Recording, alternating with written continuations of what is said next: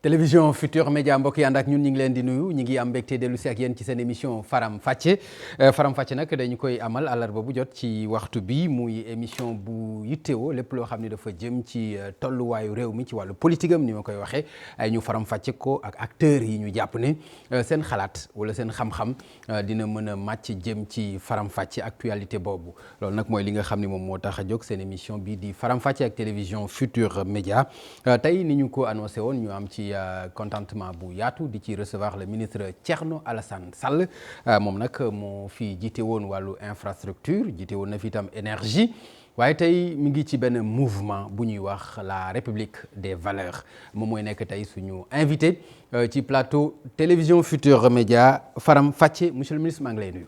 maa ngi lay nuyu Pape Ngagne di nuyu mbooleem téléspectateurs yi. di nuyu sénégalais yëpp di naan nawetu jàmm. comme première pluie tombé na ci Dakar. jërëjëf monsieur le ministre di ñaan nawetu jàmm waaye itam di ñaan ndam ci suñu gaynde yi fële nga xam ne ñoo nekk ci Russie ëllëg incha allah war a nekk seen ñetteelu jongante benn bi ndam la ba ca des nul la bii nag ñuy ñaan mu nekk ndam ñu mën a qualifier ci coupe du monde bi man foogoon naa sax di nga dem Russie yow. waaye dinañu parce que gis nañ fa ñu bëri quoi. lu tax demuloo wala. waaw amaana am na yu ñu fi tënk. te jàpp nañ ni que bon supporter Lions yi foo toll yaa ngi leen di supporter. di leen ñaanal surtout ndam jàpp ni que bu ñu fi ñu toll nii ñoom Afrique yëpp la ñu représenté. représenté tuñu rek. effectivement fi mu nekk nii africain yëpp a ngi seen ginnaaw di leen ñaanal muy ndam loo xam ne dina andi bànneex bu bëri ak. contentement bu bëri ci biir réew mi ak africain yi. dëgg la jërëjëf monsieur le ministre xëy na mu nekk lu caduc mais man jàpp ma mu nekk lu caduc mooy ñu dellu si un peu rek ci sa li la génne ci gouvernement bi. waaw xëy parce que itam comme ni ñu fi recevoir woon Mame Mbaye Niang ci nu nga xam ne noonu la démissionné ak coow bi ci am sa bos itam démission la mais dañu gis benn différence ci wàll boobu. démission la mooy li nga wax donte ñeneen ñi muy le premier ministre ak gouvernement bi ñoom dàq la ñu wax waaye même bu ñu la nangulee démission bi dinañ ci ñëw même bu dee démission la dañu gis sa beneen nattaango démissionné ñu téye ko ni ko doo dem yow bu dee da nga démissionné ñu bàyyi la nga dem donte premier ministre ci li mu wax ci grand jury ak Mamadou Ibra Kane mooy dañu la dàq ndax tëlee ci wàllu liggéey ndax mën nga mu wax nan nga dunde loolu démission la ñu nangul la ko kenn faalewu la nga dem dañ la dàq ndax da nga mënul nga dem lan ngeen ci mën a wax. sant yàlla bu baax d'abord ci am na yu bëri yu wuute ci actualité bi ngay wax bu am fii ci fan yi ak bu sama bos parce que sama bos dama jàpp ni ay nawle ñoo àndoon. ngir liggéey taxawul Sénégal. bokk gis-gis parce que bul fàtte ni que premier ministre bi nga tudd d'ailleurs moom après victoire bi la ñëw mais ñun dañu bokkoon ci ñu sanc APR. sos ko sond ci def ci luñ ci war a def yëpp ci opposition. ñëpp xam nañu opposition dafa metti ku laaj nga xam ñuy tey di dem di fekk si président Macky Sall te nekkoon ci keppaaru Wade di wax lu ne. opposition dafa metti mais mettiwul aussi bu fekkee ni da nga taxaw ci dëgg. parce que man damay jàpp ni taxaw ci dëgg rek ndam la. ñu ànd ak moom ba jël ba am victoire jàpp ni réew mi ni ñu ko war a yoree dañ ko war a soppi ci ay anam yu bëri. ci wàllum comme ni ñu ko waxee dekkal ngor la patrie avant le parti gestion sobre et vertueuse ma am ci nag ay safaan ak premier ministre ak président ci wàllu googu nga xam ne question de principe la. ay problème mu fait divers question de principe la ma gis ni sama responsabilité jot na ma dem sama yoon. parce que mu doon ñaareelu yoon d'ailleurs ñu amay wuute gis-gis ci ay dossiers yu kawe yu am importance. premier ministre wax na ni effectivement dañ ma dàq ci cuune tontu woon naa ci dama ne woon dootuma ci àddu waaye pour mu leer définitivement te bi yoon maa ngi ñaan vraiment bu ñuy discuter daje teg yeneen naatangoo ñu xuus ci leneen bés ba may dem le 2 mai ça fait plus d'1 an maintenant ba may dem palais maa ngi ànd ak sama lettre de démission ànd ak ay seede fekk premier ministre comme ni may wax mu toog ak waa Total ak ñeneen président yegg sigul ci biir palais bi. ñu ngi préparé ay dossiers ak table yi pour war a signer lépp mu ngi fële taxaw télé ñëw na télévision d'État ñëw na taxaw ma ñëw premier ministre laaj ma waaw foo toll parce que la veille l'avant-veille yëpp ñu ngi doon texto di waxtaan ñu xam ne sama position mooy lii ñu contrat bi ñu nar a jox jébbal Total ànduma ci. naa ñëw ci pourquoi ànduma ci. mais damay leeral ci yenn fànn laa fa jógee mu woo ma ci pet moom bàyyi ñu mu toogaloon woo ma ci pet ne ma mon frère noonu la may woowee toujours waaw est-ce que doo ci xool bos bi président ak yooyu nga signé parce que gars yëpp a ngi fii boo fi signé wul day xaw a doy waar ma ne ko fi ma nekkoon démb laa nekk ba tey du ma signé tubaab la nag la wax ma tontu ko ci ma tekki ko ci après ci wolof dama ne est-ce que tu sais le prix de l'inaction maanaam est-ce que xam nga ñàkk signé lan la woon nar a jural ma ne ko ah kay ànd xam ko moo tax maa ngi ak sama lettre de démission maa ngi woon ak benn enveloppe beige format A4 boo xam ne sama lettre moo ci nekk. mais li nga wax noonu. mu ne ma li nga wax noonu mooy junj na sa dàq la yow. junj na moom annoncé na la sa. bien évidemment annoncé na la ne dama lay dàq parce que xam nga li ngay def lan moo ci mën fekk. bien évidemment xam naa man bu ma signé wul man maa jël responsable te bu ma signé wul mais évidemment du ma fa mën a des. léegi nag est-ce que jaral na ma signé des wala dem sama yoon et bu boobaa je prends mes responsabilités te ma dem sama yoon moom xam na man xam naa il m'a dit est-ce que vous connaissez le prix de l'inaction ma ne ko évidemment loolu tax ba may ñëw ma indaale sama lettre format A4 sama lettre de démission mu ngi woon sama enveloppe beige mu jël ay padam am lu mu bind njort naa ni ki mu doon bind mooy kilifaam pare tegaat ni ma waaw mon frère dama lay wax rek bëggoon naa nga nekk premier ministre nga xam li nga ma wax nu mu mel metti waaye tegal mbir moomu de côté ñu daal di signer après on va régler ce problème. tontuwuma ko ñëw président ñëw ñu ànd maag moom ak président ci biir am lu ñu wax ma génnaat dem sama yoon foofu duma ci àddu parce que président àdduwu ci waaye premier ministre ba mu wax dafa ne affaire cuune la ma jàpp ni bu ñu ñëwee ba document yëpp tegee foofu ba lépp teew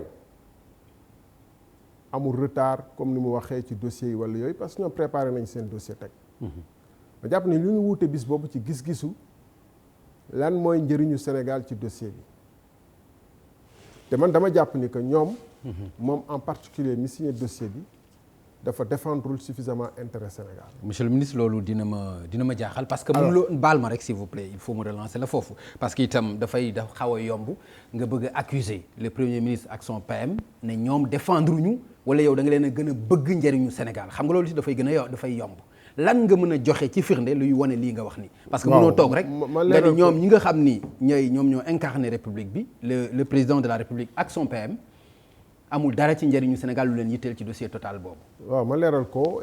bu ma ko leeralee bi yoon bëgg naa képp ku ci bëgg a waxati mu jël considération li ma wax ba indi leneen lu bees. ok boo ngeen gisee contrat Total bi publier nañ ko léegi mbir mi yomb na. da ngay comparer contrat Total bi ñu publier actuellement ak non seulement offre yi nga xam ne moom la yeneen concurrents yi ñeneen ñu doon jonganteeg moom proposé mais sax.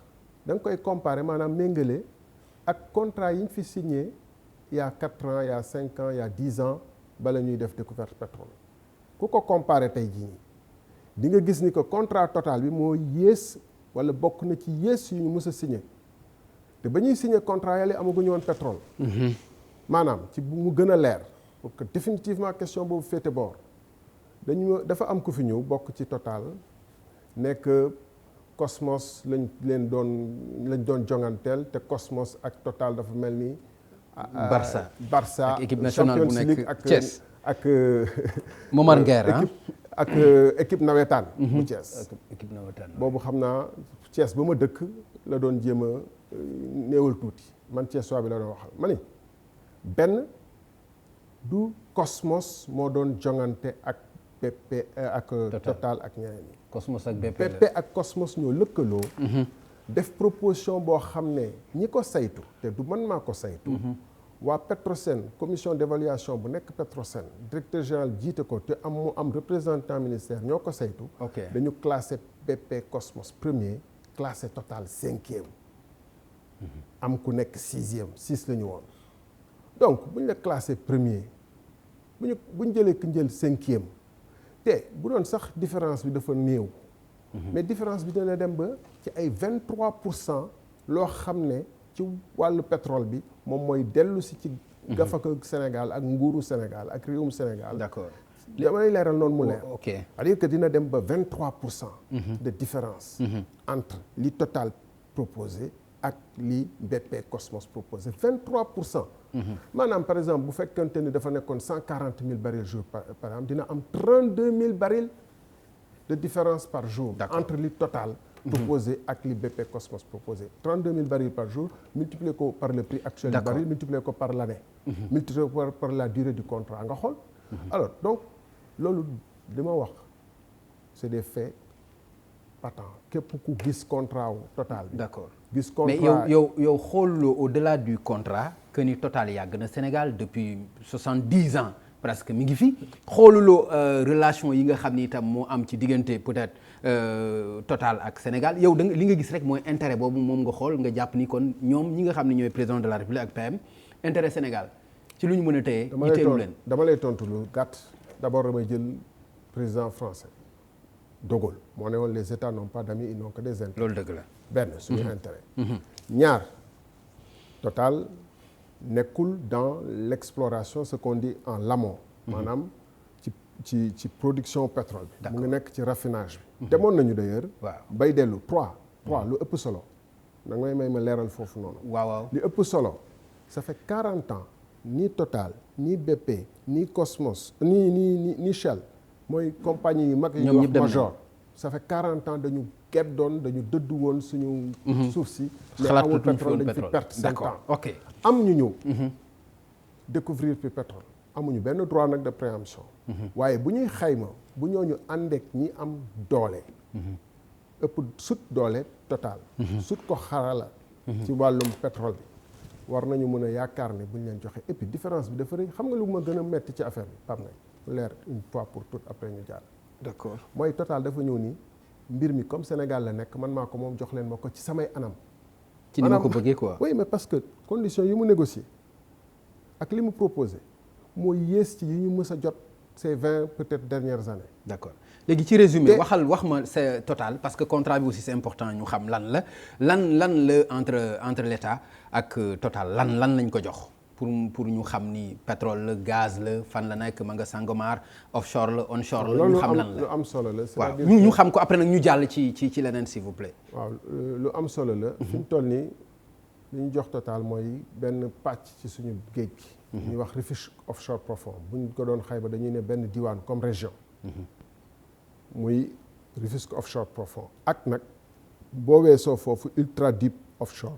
mooy loo xam ne pratiquement boo jógee Ndar ba daanaka Casamance lépp lu nekk lu gën a sori ci géej gi gën a xóot dañ ko jox. Rufisque offshore profond am nañ yaakaar ni dafa war a am pétrole bu am hydrocarbures yu am solo peut-être. ndax lu waral ñoom ñëpp ñu ñëw bëgg ko jël dañu découvriroon dañu gis pétrole ci Sangomar ak Kayar ñu gis fa gaz te Rufisque offshore profond mu ngi nekk diggante Sangomar ak Kayar.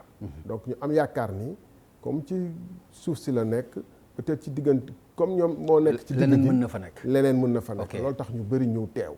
mais pour conclure ci côté boobu même bu fekkee ni da nga am ñoo bëgg a prioriser wala bëgg leen defal faveur mun na mën nangu mu nekk ci ay différences yoo xam ne ki mujj ñëw ne man dama soxla li ñeneen ñi soxla fay la li yées li nga xam ne ñeneen ñu ngi taxaw pare ko pour fay. parce que d'accord léegi monsieur le ministre. non damay leeral waaw mais kon nga daaneel foofu s'il te plaît waaw. damay fàttali ni que alal bi du alalu Pape Ngagne. du alalu Macky Sall du alalu Boun Abdallah Dionne du alalu Thierno Alassane Sall. alalu Sénégal dénkaane la loo xam ne Sénégal lañ dénk ne. waaw ya ngeen ko doxalee ni mu gënee ci askan wi ak réew mi. naam président am na responsabilité ne lii mooy ci sama gis-gis man it am naa responsabilité ni lii mooy ci sama gis-gis en tant que ministre parce que ëllëg ku nekk ak atteem.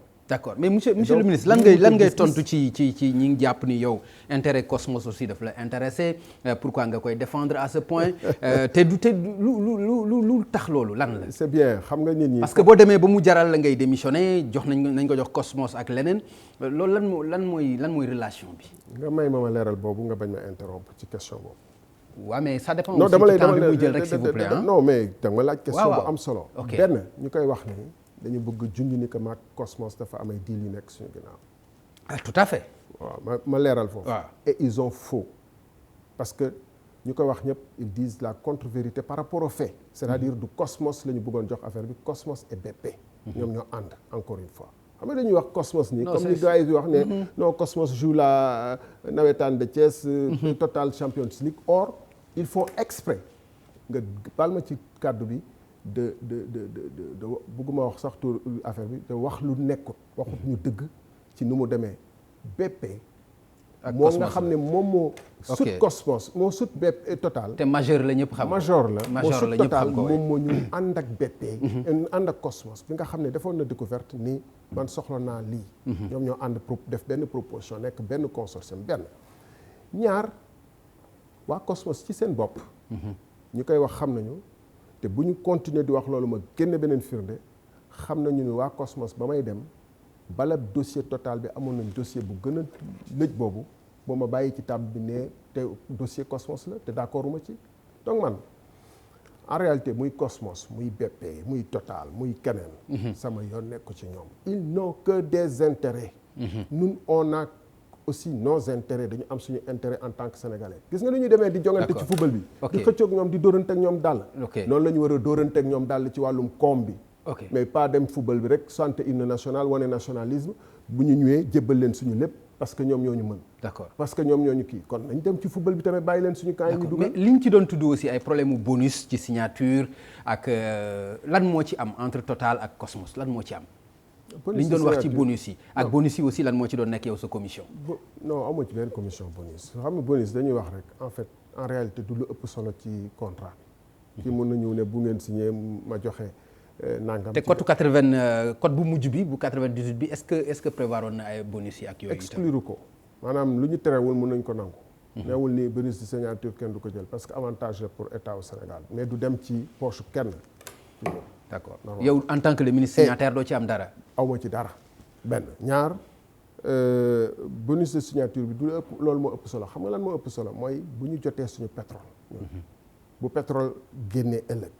ok kii bi. ñaata la ci Sénégal di am ak ñaata la ci keneen ki di am. damay tànn leen foofu rek jox leen benn exemple fàttali boo xam ne ñu ngi koy dund. ñu ngi dund suñu oru Sabodala bi. yow xam nga ñaata lañ ci am. déedéet xam nga ci yan anam lañ ko signé. déedéet est-ce que xam nga ni foofu dafa am piste d'aviation bu fa ne. bu gars yi defaree seen or ba pare dugal ko ci avion xaw ma fan la jëm.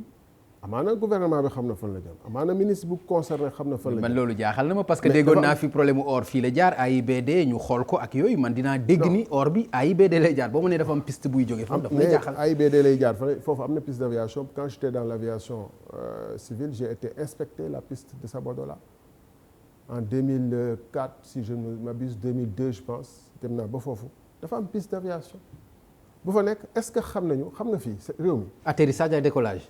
réew mi. te loolu bu la jaaxal boo demee boo liiree histoire Congo ak seen pétrole. wala histoire Gabon ak seen pétrole. te am na ñu tudd fii ñoom ñoo fa ne. ay bateau ñooy nekk géej duy pétrole bi mu fees ci biir bateau bi dem ñooñu xamuñu ñaata ki jël pétrole bi ko manque ci géej gi mooy ñëw ne leen nangam la duy ci seen pétrole seen wàll nangam la ci. ki nga xam ne yooyu moom ngay jaay sa pétrole bu dee moom mooy dem tànqal boppam ba mu day ñëw tegal la sa xaalis ci kaw table bi dem problème la d'accord tax am na réewu africain yu bëri yu am pétrole ba tey jii nii ils sont à 60 ans d'exploitation 3 millions d'habitants sax jotuñu ko mais réew yooyu dara amu fa d'accord léegi monsieur le ministre ci wàllu démission bi ak limogeage bi ñu jël benn bu mujj rek en 2014 bi ngay génn ci gouvernement bi boobu moom dàq la mooy bi nga boobu dàq bu leer la. ah d'accord donc bii moom nga nanguwul ni dàq la mais bële moom dañ la dàqoon. oui dàq bu leer oui. waaw mais nan nga gisee loolu tu nga nekk xam est-ce que loolu du jox dëgg premier ministre bi ne problème incompétence la. infrastructure ñu dàq la nga ñëwaat ñu dàqaat la est-ce que lu du wane ni da nga problème mu lan la loolu bu dul incompétence. waaw da ngay laaj kii xam nga nee nañ sa wujj ku mu sëlam. mais lii ay fait la aussi li ñuy wax nii. lu ñu teg loxo la. waaw après naa dellu si compétence gouvernement ak ñàkk compétence gouvernement mais ñu wax ci fait bi. waaw 2014 ba muy génn gouvernement bi c'était à la fois pour des raisons politiques ak yu mel nii. c'est-à-dire que am na ay dossiers yoo xam ne d'accorduñ ci woon. encore dossier yu ñu d'accord. mais oui bien sûr bien évidemment mu nekkoon ban dossier. ñu dem ba élection jub ñu dem sax ne Thiès man maa ngi fay def ay liste parallèle ak yu mel noonu. yaa boo fàttali ko bu baax. président menacé woon fii képp ku def li liste parallèle wala ñàkk élection. dañ la ko jële fii. ñu nekkoon tout un groupe bu ñu dégagé. bu fekkoon ne incompétence moo taxoon du ma dellu si gouvernement en 2015. bu doon loolu rek moo taxoon en 2014. te ba ma ñëwee secteur un des secteurs les plus stratégiques maanaam ci période boo xam ne dafa amoon ay jafe-jafe ci électricité bi ak yooyu moom lañ ma confié électrification rurale donc je pense que loolu moom ku sa wujju sëlam moom bu yeboo nga dem. non lan moo fi indi wujju mooy lan. par exemple ñoo xam ne yéen a bokk parti. non bokkuñu tuñu parti. non bi ngeen di non boo ma nee ku sa wujju di sëlam te ñu dàq la ci non li ma bëgg comprendre mooy loolu c'est-à-dire yéen a nekkoon. lan moo fi indi wujju. ku nekk incompétence la. jël sa premier ministre.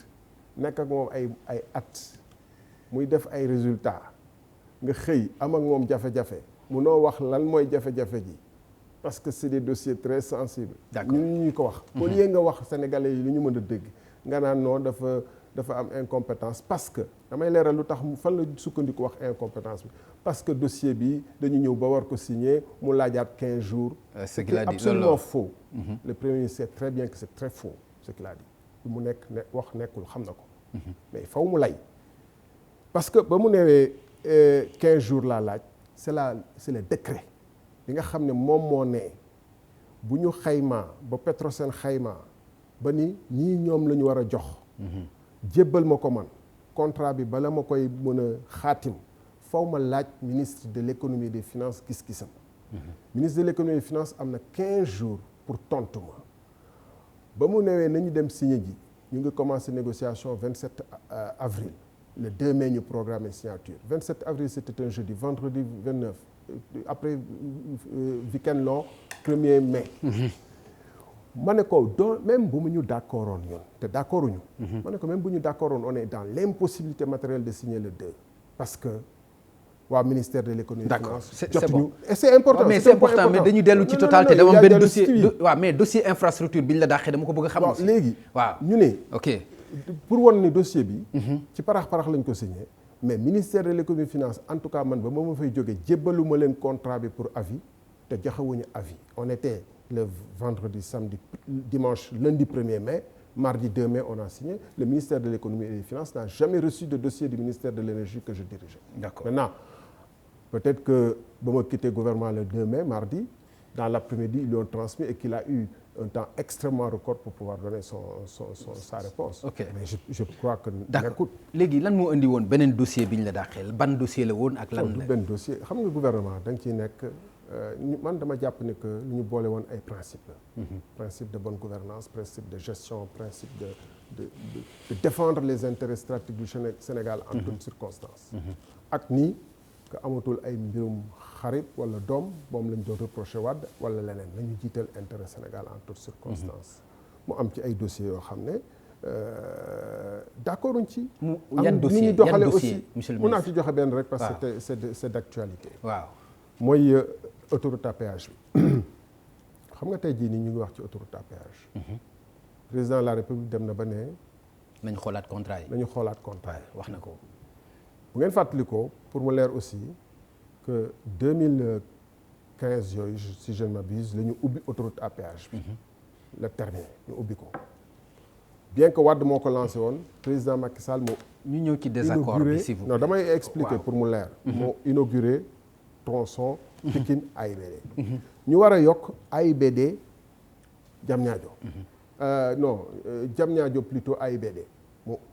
Diamniadio AIBD ci biiru prolongation boobu noonu on avait mënoon nañ am choix ci ñaari hypothèse ñaari principe def appel d'offre bu boobaa li ñu wax ci contrat bi nii am na lu ci lëj jaarul yoon mënoon nañu am mieux dinañ xam ndax dina doon am yeneen ñu def appel d'offre ñu souscrire à l'appel d'offre joxe seen proposition wala jox ko Eiffage président de la République ci boppam moo ne nañ ko jox Eiffage sans appel d'offre bañ ko joxe Eiffage évidemment te prévoiroon nañu appel d'offre bu clair. waaw Eiffage loolu la loi prévoir Eiffage déglu ma rek ma expliquer la mu leer Eiffage évidemment mënul weddi boppam par rapport ak tronçon bu njëkk bi buy def ay proposition day def ay proposition yu xaw a méngoo yi nga xam ne moom lañ defoon ci première tranche bi donc mu def ay proposition yoo xam ne donte ne wàññi na njëg mi parce que day ne fii gagné naa lii mun naa def nii et cetera mais à peu près c'est à peu près les mêmes prix exorbitants les mêmes prix exorbitants je me rappelle plus des chiffres mais c'est plus de 5 milliards en tout cas le kilomètre loolu sénégalais yi c'est même pas la peine qu'on en fasse un mystère mel ni kii la non c'est autour de 5 te amoon na beneen mooy 10 ans. ci loolu non amul woon parce que cette discussion négociation directe ak Eiffage la woon. donc amul woon moins 10 ans discussion directe avec Eiffage. non par exemple est-ce que déggoon nga keneen ku def une proposition. non mais c'est-à-dire que tali quand même. dégg nga ñi ciy wax spécialistes yi ciy wax. waa AGEROUTE defoon nañ ci seen i ay évaluation ñëpp xam nañu kilomètre d'autoroute à peu près ñaata lay jar. ok ci condition yooyu bu amul ku def ay proposition tamit war nañu xam ni boo demee télé ji wala micro bi wala ndox mi à peu près war nañu xam ñaata. mais li ma bëggoon xam ci moment yooyu comme yaa ngi woon ci biir est-ce que amoon na ay étude technique yu wóor yoo xam ni jafe-jafe yi ñuy jànkoonteel tey ci wàllu lumière ci wàllu yenn. ma eggalee li ma laaj. waaw pour wane lan mooy. suñu kii sinon. du d'accord ok allez-y waaw baal ma. donc man en tant que ministre des infrastructures man maa waroon signer contrat boobu.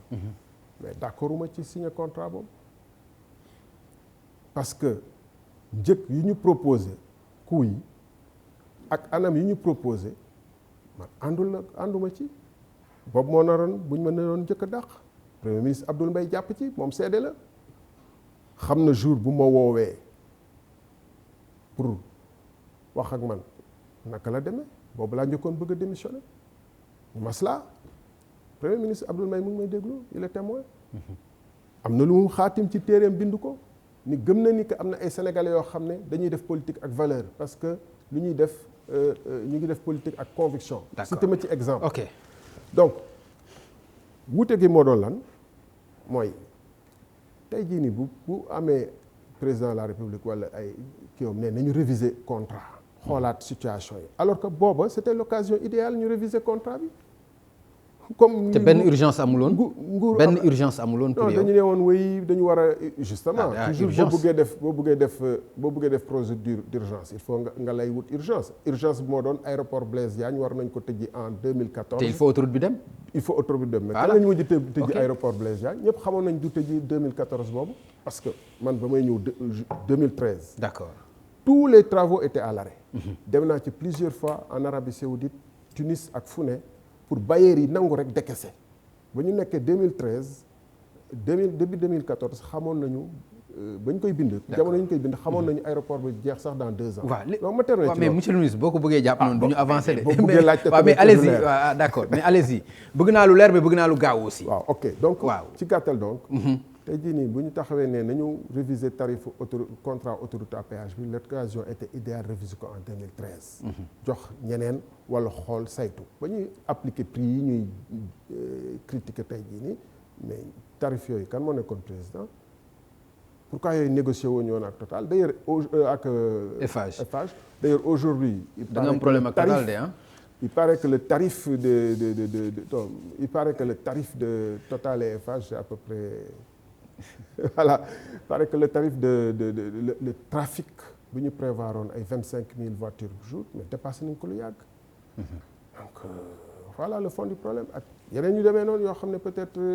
léegi monsieur le ministre man ci valeurs yi dama ci am problème après dinaa expliquer wu c'est vrai yaa ngi cité le premier ministre Abdoul Mbaye bu jàpp ni Sénégal dese na ay nit yu am conviction ak valeur mais man sa conviction dinaa ci am doute nga baal ma say valeur itam ma am ci doute te bu ci ne je m'explique nga baal ma valeur bi parce que mënu ma comprendre ñu dàq la ci gouvernement wala nga démissionné nga bàyyi toog bu ci mën a xew xam nga ni au-delà de 6 mois waratuloo laal sa salaire. lan moo la boolewaat ak salaire bi ba mu jur coow ba nga koy delloowaat. loolu bi mu amee coow. foofu nga wax. mais foofu déet Pape Ngagne.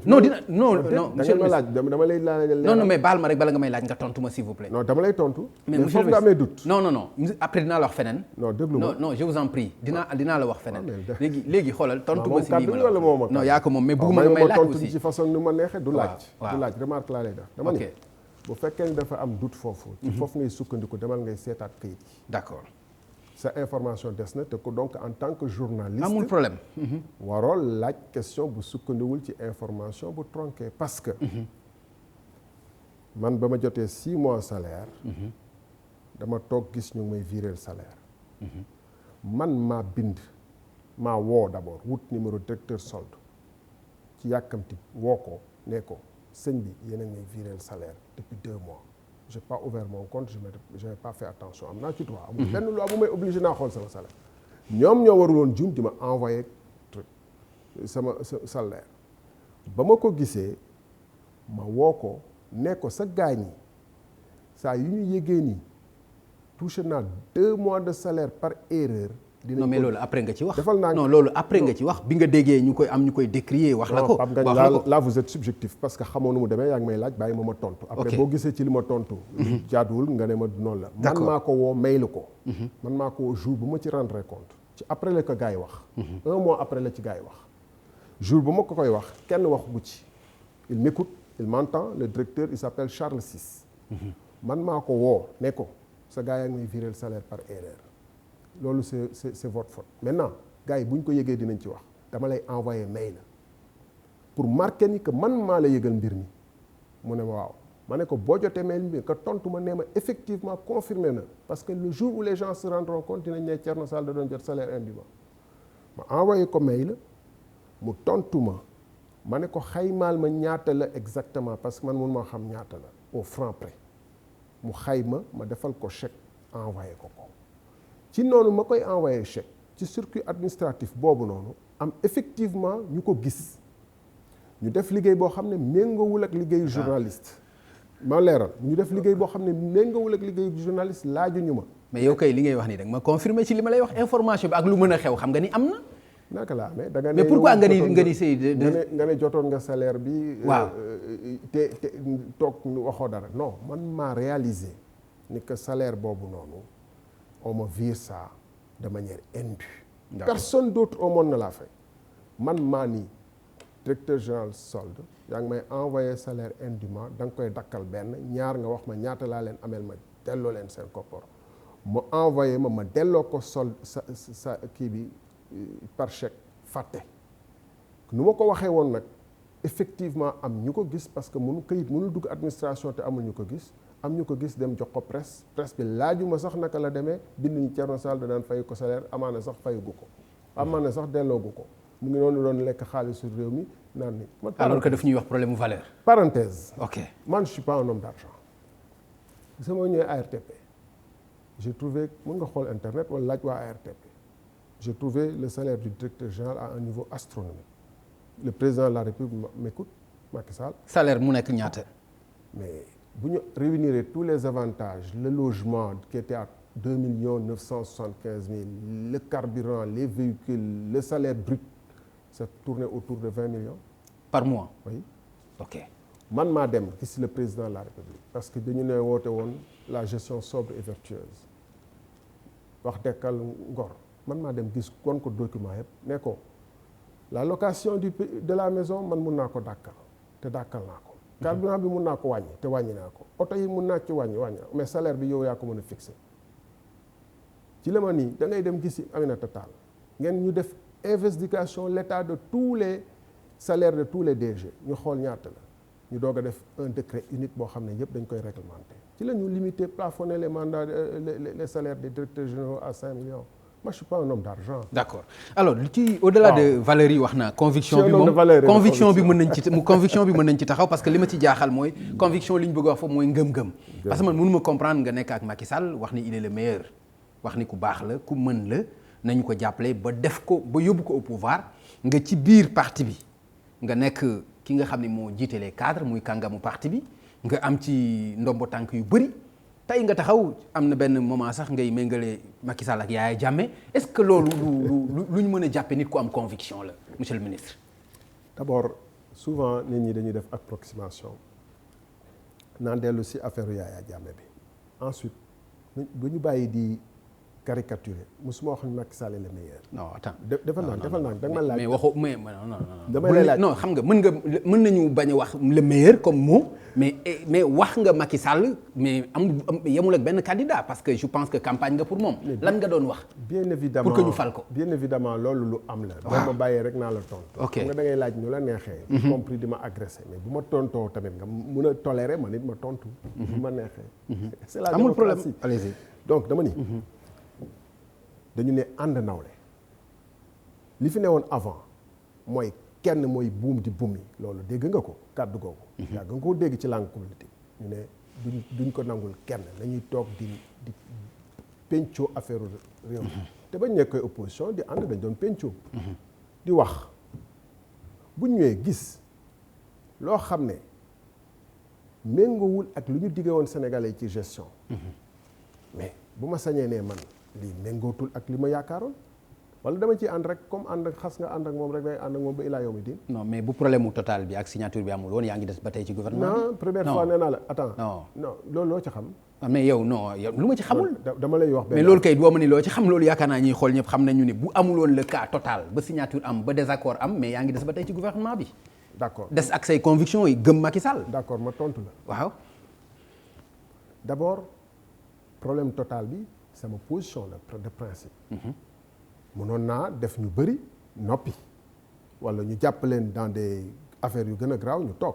benn mënoon naa waaf ni ñëpp donc da ngay reconnaître foofu que samay principe moom mettre en œuvre kii nii. deuxièmement problème total bi c'était juste dans un paquet de problèmes wax naa ci sa benn naatangoo que le 2 mai la démission bi intervenu mais le 24 avril déjà maak président toog nañu jotaay bu gudd boo xam ne ci wuute gis-gis ci yeneen dossier ñu Pape Ngagne ñoo ngi werante di caaxaane loo xam ne dafa mel ni ruy buy ruyee réew. mooy lan. parce que boo xoolee man sama jàngat ci affaire Ndar bi. dañu dem ba nga xam ne am nañ loo xam ne sañutuñ ko def sax force de défense et de sécurité yi. ndax boo demee cim réew ñu nekk ci kaw injustice di am ñoom ñu leen di defal ay faveurs particulières di leen defal seen justice à part bu ñu tooñee ñu bàyyi leen bu ñu defee naka su dul noonu ñu bàyyi. waxuma rek ñu nekk ci nguur gi dafa bëri ñoo xam ne tey jii nii bu ñu leen toppoon nañu ñu war na ca war ñu ngi ci lëndëm gi waaw ñuy aar état bi di xeex ci mbedd mi ñooñu ñu bëgg leen traité comme sénégalais lambda te ñoom ñoo yor gànnaay gi bu yàggee du mën a nekk. et loolu mooy affaisser république. ok parce que boo xoolee par parenthèse réew bu ñu jege. et ma ciy lancer un appel à toute l'Afrique à toute la communauté africaine am na benn réew bu ñu jege tey jii nii da ngay gis seeni soldats ak takk der yi. dem ñu fekk ab campement wala ab dëkk. tànn ci ay nit segg leen.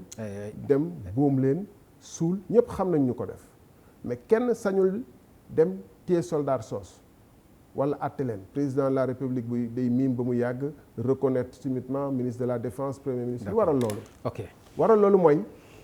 réew boo da xam ne dañu dem ba justice dañuy gis ku jël 30 milliards def ci ni ko neex ñu def cinéma pour arranger loolu. lan mooy loolu 30 milliards def cinéma expliqué non xaw ma s'il te plaît. ma terminer après ma dellu si ci. mais monsieur le ministre boo ko defee nii aussi dafay xaw compliqué. am ku jël 1 milliard 8 donc damay terminer idée bi boo ma laajee ci li ma dellu si ci honnêtement am ku jël 1 milliard 8 ñu mobiliser toute la république.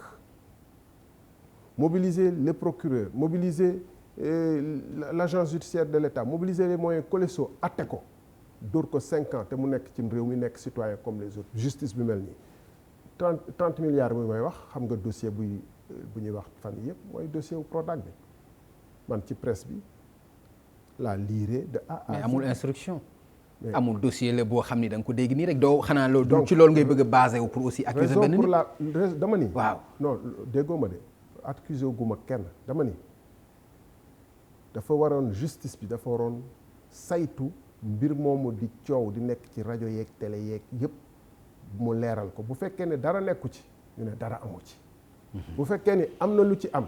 ñu ne am na lu ci am ndax attention dañu bëri nag ne France suñu xarit la lu ñu yor ñu jox leen. waaye boo xoolee France keroog ba ñu nee Macron son secrétaire général à l'Élysée dafa am benn entreprise bu ñu soupçonné que def ko defal faveur benn journal bind ci. le jour même la ñu ouvrir une enquête. pour def ko mise en examen fii dañuy wax ay 29 milliards ñu ne ministre bi démissionné wul président wax na li am na le mais citoyens yi nga xam ne ñoom moom seen xaalis. dañu am impression que mbirum. xaritoo la alors que keneen ki nga xam ne mu ngi jël moins il est en prison et on lui a mis 5 ans mooy loolu laa doon wax léegi par rapport à Yaya Jammeh. monsieur le ministre par rapport ak ay valeurs est-ce que jàppaloo ni gënoon na baax bi nga xamee ni président de la république woote na fii ci SICAD pour que ñu ñëw waxtaane pétrole bi nga xam ni li ngay wax intérêt Sénégal toujours yaa ngi koy défendre ci yow est-ce que sa cër la woon yow nga boycotté événement bu mel noonu te amoon ci cër amoon ci taxawaay. Pape Ngagne waaw maa ngi yow bu ñu weetee fii 1 heure.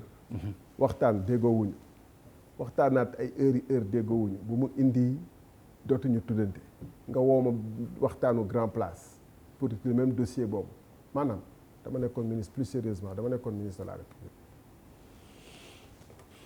d'abord ñu wute gis-gis sur des principes comme je dis ensuite ma gis ni que li ñu ne nañ ñu waxtaan ci médecin après la mort la day wéy ni muus nañu waxtaanee naka la ñuy. non mën na indiwaat beneen code bu bees. naka la béy wéy muus te mën na indi beneen code moom laa lay bu bees moom laa lay bëgg a faram-fàcceel rek mais faram-fàcce tamit day ànd nga déggu. waaw d'accord allez-y ok. béy wéy ni muus ci naka ba béy bi amee ñeenti tànk kii ñu rendi guñ ko. dañ koy jaayam dañ koy kii lañ koy jaay nga bàyyi ko foofu rendi sa béy ba saaf ñëw jël mbuus mi ne nan lañ koy doxalee loolu du waxtaan en autre terme tey waxtaan numéro 1 bi mooy bala ñu ciy dugg su l'ensemble de notre pétrole dégg nga fi premier ministre Abdoul Mbaye lu mu wax ci contrat yi ak conditions yoo xam ne nee na moom lañ signé décret bi mais c'est très très grave mais jàpp naa ni même yéen ñii da ngeen koy jéem a néewal nii rek mais c'est extrêmement grave. lan moo grave. mais un premier ministre dit que moom il a été induit en erreur et il a signé en méconnaissance de cause sur la base de faux et qu'on lui a produit et que moom même il a saisi le procureur mais moom au moins waroon nañ ko entendre mais loolu mënuñu ko passer par pertes et frais. ban contrat la ban dossier la. dossier Timis bi. ok Pape Timis nga ñëw topp pétrole bi xaw la. d'accord allez-y. dossier Timis bi la. et ñu ñëw ci beneen contrat Total man ma ni li wuute proposition Total ak proposition beneen bi dina dem ba ëpp peut-être li ñu ne dañuy jagleel génération future wax naa la fi 32 000 barils jour bu fekkee ni près de 140 000 barils la mais ñu naan ñu. waaw nañu ñaata la ñuy jagleel génération future alors que wàcc nga lu ëpp li nga xam ne moom nga bëgg a dencal génération future mais sañ nañ la ni sëñ bi bala ngay wax loolu nañu wax ci Ali Kalaj bi. mais Ali Kalaj ji moom la bëggoon nga ñëw wax ko en face. non ñëpp toog di ko dégg. en fait gis nga c'est aussi une pratique sénégalaise quoi def li ngay def ba pare ci code électoral bi ci. carte d'identité numérique yi ci élection yi ci fànn yu bëri ba pare ñu leen waxtaan fekk waxtaan amatul desatul dara lu ñu mën a waxtaanee foofu. dossier Timis bi nga ni scandale moo laalaale Petro-Tim. dama la ni premier ministre. waaw te lépp. waaw am na lu mu wax lu leer nañ mais loolu rek jaroon na faram-fàcce.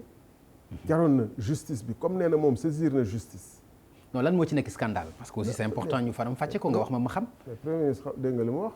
waaw comme yow journaliste que yaa ma gën a informé nee na ba ñu koy jox information te nangu na moom part de responsabilité am parce que moom it aussi il s'exclut pas nee na waruma woon signé waaye dama signé. ba may signé ki ma waroon jox information yëpp dafa ma jox information yu fausse. te bind naa procureur. mais loolu jar na quand même procureur ubbi l'enquête. d'accord wala loolu it amul solo. ah si am na solo kay. wala loolu it loolu tax ñu ne république dafa am ay valeurs yu ko wala ñoo war a lalu mu tegu dama lay jox benn exemple bu simple rek ñu jàll. dañuy wax souvent non bu ñu jox exemple Amérique ak yooyu mais boo fa gisee exemple bu doy waar boo xam ne ñëpp war nañu jéem a roy ci loolu mais da nga koy joxe. loolu mooy avance loolu nit ñi. keroog président Trump dafa am ay nit ñu mu dugal ci ginnaaw barrière ay xale yu tout tànk parce que seen waajur yi dañu dugg illégalement Amérique muy nekk mbir mu doy waar soxnaam moom dafa bind lettre ne man d'accord wuma ci doxalin bi doonte ni yow yaa ngi sukkandiku ci yoon amaana waxtaane nañ ci seen biir néeg de amaana wax na ko ci xalaatam mais moom dafa jàpp ni que en tant que institution première dame nga xam ne dañ leen jox cër di leen xaar ci ñuy positionné ñuy wax addu ci mbirum social ak luy yëngal dëkk bi mu def rôle am donte ni borom këram la alors ñun fii dañ jàpp ni que valeur loolu mooy li Seydina Omar waxoon dëgg même bu ñuy dagg sa bopp àndal ak sa papa ci dëgg même bu ñuy dagg sa bopp mais bu sa papa newul ci dëgg aussi même bu ñuy dagg sa bopp kii ko mais fii dañ jàpp ni que jikko jooju nga xam ne mooy jikko l'islam non dañ ko war a teg fële parce que politique la ñu nekk et que bu fekkente ni maa ngi far fenn ak lépp lu fa mos a d'accord léegi Thierno nga baal ma est-ce que du l'islam bu radical boobu nga bëgg a incarner fii l'islam bu radical waaw man waaw l'islam boobu exemple bi nga joxee ba tudd bu ñu nekkee jullit nag man damay joxe exemple ci waaw dëgg la mais aussi loolu dafa am ci lu muy dugg moo tax ma tax bëgg ñu taxaw fa émission bi benn minute da nga bëgg a tere nag joxe exemple ci non xam nga non waxuma la nga bañ a joxe exemple ci Seydina Omar mais exemple bi nga joxe laa lay wax ci dëgg Seydina Omar waaw dafa nekkoon un chef d'état ok nekk amiral mu'minin nekk un homme religieux nekk un homme d'état mu am ci wàllum état pas même dans le sens islamisme mais dans le sens humanité pas islamisme yu gars yi di wax ak yooyu humanité d'accord am ay yu bëri yu mu ci waxee exemple bu simple rek humilité ak séddale mu juste Seydina Omar ñëpp xamoon na ni alalu islam yi miskin jullit yi ok du ci génne dërëm boo xam ne demul ci jullit yi wala du ci jël lu ëpp ki yow am na benn fait bu célèbre mais temps bi moo ko jot mayul wala humilité am d'accord dem di tëdd ci suufu garab yi di déglu guddi lan la ñuy wax ci Seydina Omar ak nu mu yoree seen i mbir d'accord léegi war nañ ko mën a jàng monsieur le ministre fi ma bëgg ñu ñëw ci aussi mooy république des valeurs mouvement la bu passé yow dégguñu ci kenn ndax loolu am na avenir ndax mouvement boobu am na avenir bu passé Thierno Alassane Sall amul benn cadre boo xam ni mi ngi ci biir mouvement des valeurs ñu koy dégg wala ñu koy gis est-ce que am na valeur am na valeur moom mouvement boobu même Thierno Alassane Sall sax bari wuñ koy dégg lu dul d'accord lu mel ni mais ci mouvement ñu wax ci mouvement bi waaw en réalité xam nga 2012 lu ñu daan wax APR man j'étais à l'APR kenn daaw ma gis non mais bokkul de damay jox exemple mais dama lay wax ni dañu xamoon Macky Sall aussi mu am fu mu jaar da nga tontu da nga laaj d'accord allez-y baal ma waaw dama ni tey jii nii ñun en tout cas République des valeurs ak ñu àndal on est très content de la ñuy def ci réew mi liggéey bi ñuy def ci réew mi bu la neexee nag ma invité la wala boole la ak samay nit ñuy def ay tournées actuellement ci terrain bi nga ànd ak ñoom xool parce que politique du question. non man kay bàyyi ma toog suma télé di xool wala ma xool suma journal ma xool wala dinaa su ma xoolee naa gis. activité kay au moins xanaa dina am animation. mouvement mais lu tax ñu jokkoo nii ba ma mën a invité fii Adiab Talla moom ñu woon samedi suñu activité yu jeunes yi organisé Liberté 6 animé ko foofu gis na cadre yu fa newoon di animé. c'est vrai donc dama jàpp ni que. amuñu ñun peut-être moyen ak façon faire ñeneen ñi mais macha allah. lan nga bëgg a wax ci moyen. ñu ngi liggéey. lan nga bëgg a wax ci moyen. non parce que foo toll rek mun a invité presse mun a invité journaux wax du ñëpp a ko mën foo toll di def ay activités yu xumb ñun gisewuñ ko noonu pour l'instant. D'accord. Mais incha allah dans les prochains. mais xam nga ni ci suñu réalité la bokk fii ci Sénégal. mais ñun am nañu suñu gis-gis ak suñuy feem nañu bàyyi rek ba dans quelques prochains mois di ngeen gis ndax ñu ngi doon liggéey am déet ndax am nañu ay responsable ak ay cadre am déet. présidentielles yi lan nga ñu ciy wax présidentielles yi Thierno Alassane Sall il est candidat wala lan parce que loolu bëgg nañ ci xam dara. xam nga Pape Alé Pape Ngagne nga jéggal. non grave non loo may jéggalu ci loolu aussi. non Pape Alé xam nga non c'est pas grave. ah merci ok. c'est la deuxième fois Pape Ngagne. Demba dañu nekk ci mouvement boo xam ne dañu ni ñun lu ñu jiital mooy valeur ak ay principe. parce que jàpp nañu bu temps mayoon nag ma xuus loolu 2 minutes ci foofu pour wane lan mooy suñu wuutaleeg peut-être yeneen mouvement yi. bu ñu fàtte ni fa nga jógee aussi ci yooyu parti nga jógee. non parce que parti boobu dañu ñëwoon dekkal nga man c'est la première fois mu politique APR ba may politique xeex jóg fippu fi ma ne woon nekkoon responsable représentant de l'ASECNA. am na sax ku ma dégg ci ñooñu mu ne yan valeur la ñu Thierno Alassane Sall di wax. yan valeur nga leen mën a jàngal yan valeur. j'étais représentant may mooy kii parce que am na benn actualité bëggoon naa ñu tëjee ko wala wax ci mooy affaire aéroport. dinañ ci wax dinañ ci wax ak taw bi foofu. mais xam nga man j'étais représentant de l'ASECNA au Sénégal. ci foofu laa xamante tout ak président Macky Sall ci problème justement Air Sénégal International bu ñu doon saax-saaxe à l'époque contre les intérêts du Sénégal.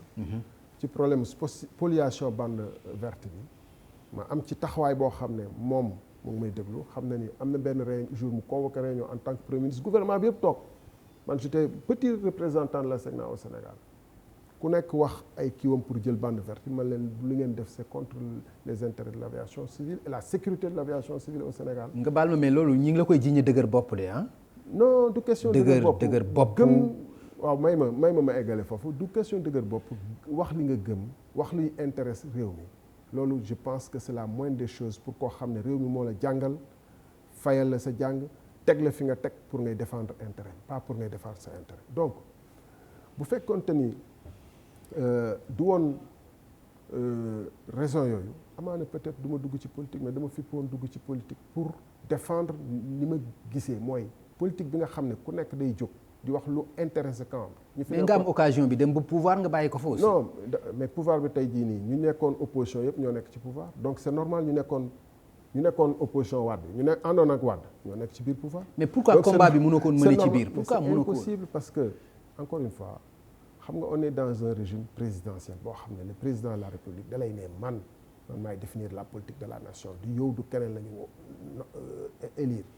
même sa xalaat soxlawuma ko parce que man maay décider. loolu du ànd nawle bu fekkee ni yow da nga jógoon nag nii façon bu ñuy defee politique ci réew mi. ak naka nit ñi di defee loolu la ñu war a changer pour que réew mi mel ni réewum yeneen yu développé yi que yàlla deful ni que ñun nit ñu ñuul dañu nattoo nekk toujours ndàdd ci lépp. daf ñu may xel comme ñu ne may ñeneen ñi xel lan mooy wuute gi mooy comme ni ma la ko waxee ci Trump ak ñoom Macron ñoom am nañu ay valeurs yu ñu teg ci kaw.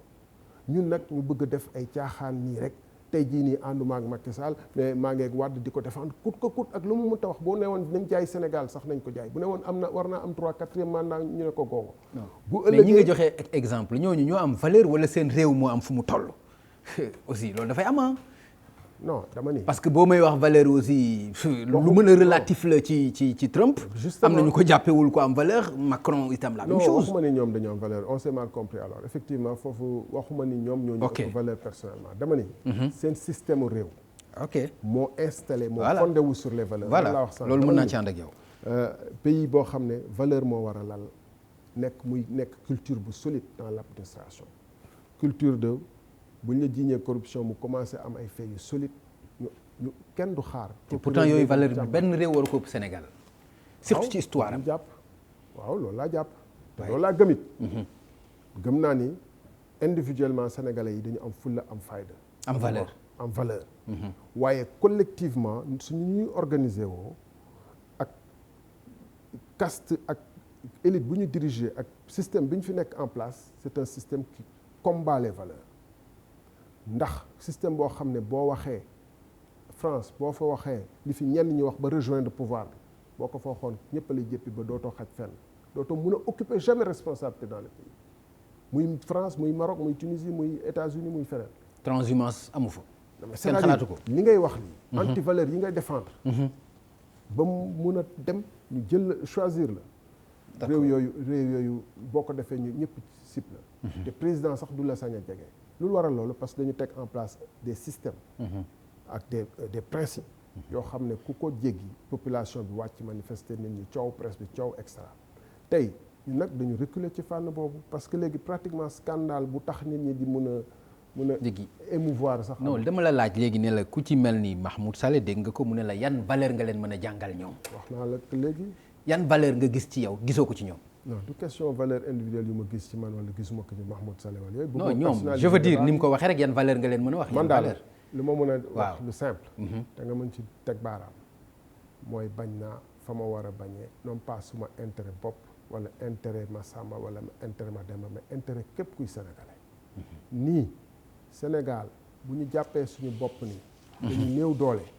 ba nga xam ne bu ñu amee suñu alal sax ku ñu foqati ñu bàyyi ko taxaw di jooy wala di naqarlu boobu mérité wu ñu ne dañuy indépendant. d'accord dama ni da nga ma laaj may ma une minute ma yokk la ci mu leer dama ni dama jàpp suñu aéroport international bu ñu tabax ba pare def ci suñu koppar ñun du kopparu kenn 300 et quelques milliards ñu jël ko ni sénégalais yelloowul gérer aéroport boobu parce que aéroport de classe internationale la ñu jébbal ko ay turc ba pare ñun ñuy fay aéroport bi pas turc yi ñoom ñu jël 80% des recettes bàyyi ñu 20% ñu ne ñun mënuñu téye aéroport bi tey première pluie am nga gis lu ci xew dama ne loolu bokkul ak gëm sa réew bokkul ak ay jiital sa intérêt réew. te entre parenthèses ci point boobu noonu dama ne dañu jalgati code des obligations de l'administration. mais la moo tax nga ni jébbal ko ay turc mais li mag la c'est-à-dire am na association bu ñu def Sénégal ak turc ma eggale ci côté boobu mais loolu aussi leeral ko. naa la ko leeral waaw leeral ko parce que boo nee dañ ko jël jox ko ay turc ñu gérer ko alors que ci gérance bi sénégalais yi ñu ngi ci biir. dama lay wax valeur yi ma dafay da ngay jaxase aussi xel yi ci loolu. jël suñu compagnie aérienne wuti benn waay boo xam ne dañu ñu bëgg a gëmloo ki moom moo gën a xarañ sénégalais yëpp benn sénégalais mënul gérer compagnie bu 2 avions. 50 ans après les indépendances. muy bon ñu gëm loolu. mu jër tey jii nii fan la toll mooy jël di concurrencer Transair nga xam ne compagnie sénégalaise la. sénégalais yor ko créer ko de toutes pièces ñu bëgg ñu gëmloo ni que bu ñu jëlul bon du mën a def li kii di def. loolu mooy fu ñu wuutee ci question boobu. maintenant pour revenir ci aéroport international bi dama ni aéroport international bi. Limak AIBD la. Limak AIBD. Souma li xew tey man j'étais auditeur de l'aviation civile internationale dama koy wax souvent bu bàkku nag dama auditer ay pays ay aéroport en Afrique en Europe et en Asie li xew tey ci aéroport bi ay chariot ngelaw ñëw ñu dem fekk avion ba wax ma ci gérance bi dama bëgg ñu ci loolu laa lay ci bopp loolu laa que ni ci gérance bi Sénégal ñu ngi ci Souma Limak AIBD loolu leer na. waaw loolu laay lay leeralal. waaw xam nga tey jii nii bu ñu la dénkoon studio bi. ñu fekk lépp di boy. war nañu mën a laaj ndax am nga compétence yi wala déet foofu laay dikkee xëy na ni ma ko jëlee moo indirect dama ne li xew tey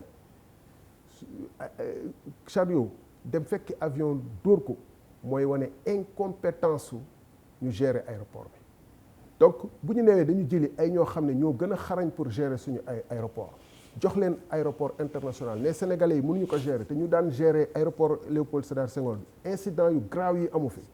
première pluie chariot yi nga xam ne dañu leen waroon bloqué téye leen ñu dem fekki avion ba def ci choc boobu ñu gis loolu moi en tant qu'auditeur je considère que li ñuy wax compétence organisationnelle et technique du gestionnaire d'aéroport et de ceux qui faisaient l'assistance au sol 2AS ñoom ñooy responsable je pense affaire boobu parce que ñoo doon def assistance au sol ñoo war a plaquer chariot yi ça pose problème première pluie aéroport bu bees mais alors ma tontu nag directement gis nga Souma Limak ils étaient venus ici pour égaler aéroport international Blaise Diagne t'appelles internet xool fan la ñuy gérer aéroport t'appelles internet xool fan la ñu au monde la ñuy gérer aéroport amuñu ci benn référence pour yow mais te loi dafa ni loi code des marchés code des obligations de l'administration dafa ni bu ñuy def concession de service public dañu war a def appel d'offre. D'accord. bu ñu defee appel d'offre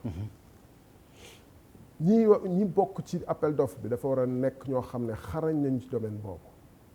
ñii ñëwoon pour tabax fii ay centre Abdou Diouf tabax feneen ñu jox leen ñu àggale aéroport bi parce que AIBD sax moo kii Saoudi Ben Laden Group sax moo leen fi indi pour ñu àggale aéroport bi parce que kooku dafa amoon problème àggale aéroport wala àggale clinique bëgg a nekkaat docteur di gérer salle d'urgence ak kii moo tax yi am.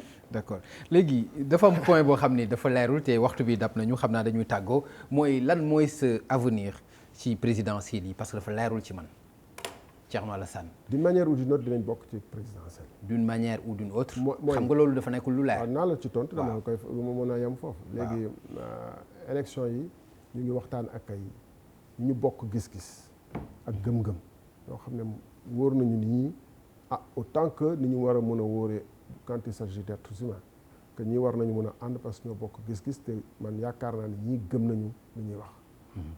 jéem a taxawal benn kuréel ànd bu antoo ñu ànd bu antuwul ñun valeurs yi ñuy défendre daañu fexe tout pour que campagne yi ñu dégguñu ci. te ñu ngi organiser wu nekk. ci ñooñu ngay waxtaanal mën nañ ci yaakaar ku mel ni Abdoul Mbaye ci la bokk ku mel ni Ousmane Sonko.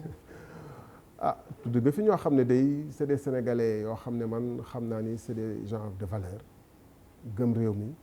Abdoul Mbaye liggéey nañu en tant que premier ministre gis naa lu mu capable. lu mu mën Sonko léegi ànd boobu mooy mën nga surseoir sa candidat bu fekkoon nekk na ci sa bopp pour ànd ak ñoom wala lan nga xalaat. ñu ngi waxtaan bu waxtaan bi ñu ngi waxtaan du yemul ci ñooñu rek yaa tudd ñooñu mais bëgguma tudd kenn mais boo tuddee tamit mënuma la ne déet fekk nekk na.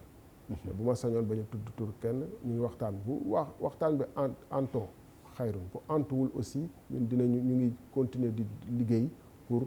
quel que soit alpha valeur yi ñuy défendre parce que question bi mooy Sénégal war nañ toll foo xam ne ñu ngi ciy défendre ay yenn valeur ma daanele fenn. d'accord boo ma ko mayee bu dee waxtu bi jot nañu bu dul loolu tamit. non mën nga daaneel foofu. xam nga bokk na ci li nga wax ne dañu wute ay valeur 5 te nga tudd fi ay tur ma wax fi Seydina Omar nga xaw a kii.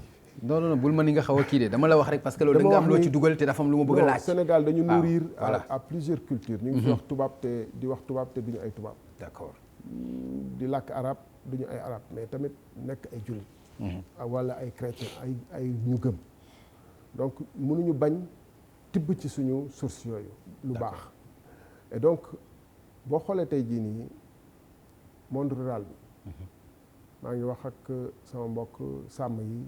béykat yeeg ñeneen ñi monde rural bi dafa sonn parce que daaw nawet bi dafa xawoon doy waar surtout zone nord bi yëpp boo ko defee depuis des mois ay weer a ngi nii sàmm yi ñu ngi Saalum ak gannaaw Saalum di dem di xont yi comme ñax ma jeex na fa wala mënul téye jur gi faw ñu jënd ripaas bi mu ngi à 12 000 francs ñaari junni ak. mais am na subvention quand même am na subvention. ci lu ñu wax ñoom. waaw. ci li ñu wax ñoom gis ñu benn subvention ci li ñu wax moom man nag. loolu dina métti kon nee nañu léeg-léeg ñu ne leen ripaas ñëw na fële indi nañ ko mais ay intermédiaires ñoo koy mujj jël di ko jaay au même prix du marché ci li ñu wax ñoom. bu la neexee après ma jox la ay numéro téléphone nga woo leen du man maa wax comme jant bi la rek commission bi moo toog fii. donc ñooñu ñu ngi ci ay jafe-jafe yu tara béykat yi surtout côté.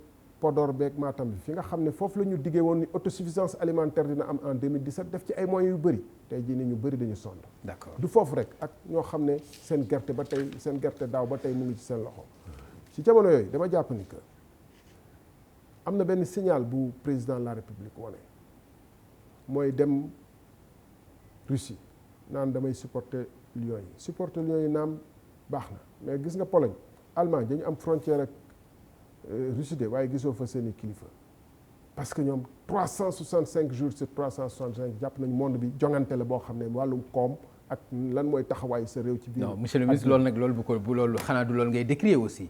maintenant par exemple ñu dem ci jongante bu mel noonu mu nekk coupe du monde nga mu wóor la ni Sénégal tey turam am na fu mu egg. mais réew yooyu nga wax bokkul ak Sénégal aussi. ñaata chef d'état ñoo fa def dama ni. non bokkul même chef d'état bu mu mën a nokk bokkul ak Sénégal. damay eggale ci côté boobu nga wax dama ni waaw mais loolu taxawu béykat yi tey. waaw taxawu sàmm yi. mais ana ministre de l'agriculture ana ministre de l'élevage. kenn taxawu leen. ah mais attends mais moom bu fekkente ni yàlla ministre de l'agriculture yàlla ministre de l'élevage nga taxaw yow bëgg a wax directement le président te nga nekkoon ministre. non parce que premier ministre nekk fi sax. non xam nga lu tax pourquoi nga bëgg a pointer directement au président. lu tax ma bëgg a pointer mën nga ma bàyyi ma répondre doo avocat au président aussi. amul problème allez-y nga poser question moom nga bàyyi ma répondre mais doo avocat am di. ah d'accord amul problème d'accord. bon boobu gën a passionné. amul problème allez-y monsieur le ministre. donc dama ni. signal. c'est extrêmement important dans un pays. ok pays bi bu ñu tolloo ci yenn situation yi ñu loof ñi nga xam ne seen alal ngay demee kii parce que wane nañu président Islande ci tribune yi. moom moo fayal boppam billet ñu ànd ak supporters yi fay hôtelam. dama ni munoo nekk ci nation yu gën a ndóol au monde am train de vie. daf may fàttali ba révolution française di am monsieur le ministre nag ndóol lan nga bëgg wax ci ndóol da nga bëgg a ndóol rek doo développer sa tourisme doo développer sa sport da ngay ndóol parce que da nga naan dama ndóol alors que nga ñafe ba qualifié ci mondial. waxuñu bu ñu développer sport waxuñu loolu de waxuñu bu ñu développer sport waxuñu bu ñu développer boo ma mayoon ma eggale di nga comprendre fi ma bëgg a wax après boo d'accordul mu nga bañ a d'accord mais loolu mooy démocratie mais dama ni waxuñu bu ñu développer sport dama ne alal bu ñuy demee vacances ak seeni xarit. dañu président yóbbaale na ay xaritam yu bokkoon université yóbbaale délégation bu rëy boo xam ne am na ñu bëri tey bu nekkul woon président de la république di leen mën a yóbbaale te ci alalu république bi ko yóbbaale loolu mooy valeur yi may wax doo ma mayee ma eggale foofu c'est extrêmement important gis nga dogal dañu ne ay petit-fils am egg guñu foofu mais bu dee dañu ne ñun ay gor lañu surtout Lat Joor lañu surtout Alboury lañu surtout dañu war a roy lu ci gën a ëpp fort ci monde bi jéem a mel ni ñooñu dañu ne dogal bu ay mbokkam ñëwaan dogal sax sori na Senghor ba ay mbokkam ñëwaan fii ci palais bi bëgg a ñibbi Joal naan ko Léopold oto yu bëri yëpp nga ñuy jox taxi prix taxi danaan leen oto yi oto république bi la li ma leen jox nag sama alal la. dama ne paysans yi mënuñu nekk ci métit gu mel nii. d'accord nekk ci situation bu tar bu neel nii. éleveur bi nekk ci situation bu tar bu nekk nii. gaa yëpp mel ni que lan mooy seen priorité mooy kii loolu laa wax. mais loolu coïncidence la aussi loolu coïncidence la loolu agenda football la lan nga bëgg ñu def. du coïncidence gouverner c'est prévoir dama la ne le président islandais mu ngi ci tribune yi dafa fay billet fay hôtelam parce que dafa ñëw pour bànneexu.